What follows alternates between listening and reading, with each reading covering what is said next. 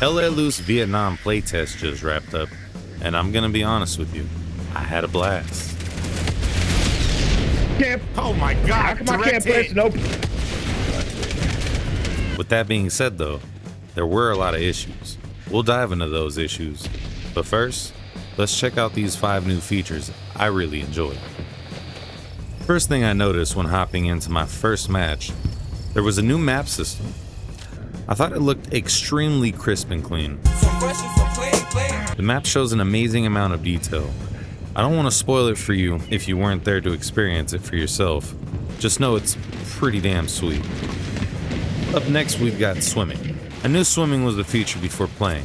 Something about swimming in a Hell Let Loose game just felt pretty sick. I found myself trying to recreate that old Marines commercial from when I was a kid.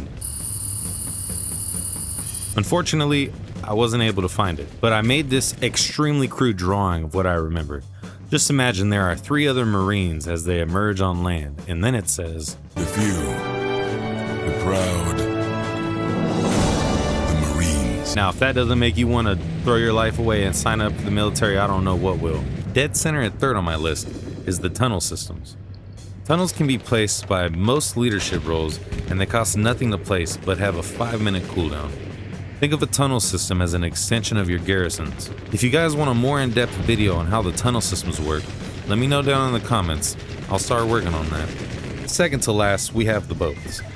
If you play the original Hell Let Loose, think of the boat like a half-track. Basically, once you deploy the boat, meaning you turn off the engine, it becomes a 40-second timed garrison to spawn on. Some boats also have the capability to drop 2 150 boxes of supplies. Also, driving the boat was pretty damn fun once I figured it out. Hop on the boat. Let's go get to GI. You guys like my yacht, dude? Fuck yeah. And up last, we've got select fire. So as far as I'm concerned, every fully automatic weapon outside of the machine guns has a fully or semi-automatic fire selector. Frankly, I didn't run MG. I spent most of my time as a grenadier or as a squad leader, so correct me if I'm wrong. Either way, good job there, devs. Honorable mention, Helichopter. Although I don't have any footage of me in a heli, just know it's pure chaos and fun. I hit him! I hit him! Especially if you're in the gunner and you have a decent pilot. Helis are the perfect counter to the tunnels if they're used properly. UGI! Okay, so before we get into this next part, let me clarify this is not an attack on T-17 or any of the devs. Think of it as constructive criticism. Also, this is from a console gamer's point of view. Now with that out of the way, let's get down to the bugs. Starting with one of the most annoying ones, the robot audio bug. Just imagine, you made a new friend on Hell Let Loose Vietnam. They sound full of life, excited, even energetic. Then you snap your fingers, 50 years fly by, and now they sound like this. Yeah, I'm back. I'm Dash. Oh, get me down! For some reason, they start talking like they're using one of those devices for smokers. Alright, but wasn't ready to talk. Next up, I have the rendering. Yeah, I get it, it's not a bug, but it is a big problem. To make it extremely easy to see, here I have a side-by-side of Hell Let Loose Vietnam and Far Cry 3, a 14-year-old game. I know it isn't easy to see on my recording. In simple terms, Vietnam at times looks like it has decent graphics, but most of the time, I ran around, found myself squinting to make out what I'm looking at because of how bad the rendering is. Adding to that, most structures you go into seem to have issues where it looks like the bitrate went to crap. I'm gonna put an OP inside this poorly rendered tent. One more bug that I want to touch on that was pretty irritating for me was getting stuck on the redeploy screen. I don't think it's an issue for PC players, but definitely was at least 2 times during my playtest on console. I got stuck on the redeploy screen. Alright, I guess I gotta close the game out. It sucks really bad when you get to that point because you spend so much time trying to get into the match and the queues can take a really long time. Oh, and if you get stuck in an inaccessible structure from spawn, you can shoot out of it, making you sort of invincible. Oh, first spawn and rock. Oh, I can shoot through the rock? That's cheating. which is a really bad exploit. I hope they get that fixed. Here's one more bug that I found while going through my playtest. Hey, yo, sir. Sir, how'd you get up there, sir? Sir, is there a ladder somewhere around this bitch? Oh, damn it. Oh, damn it.